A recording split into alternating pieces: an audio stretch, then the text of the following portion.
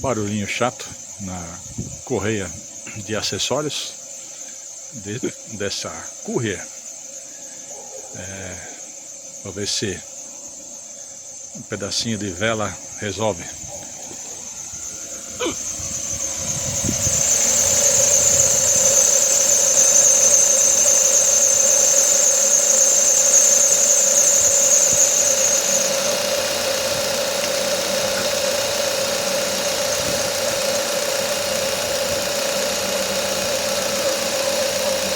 Resolveu.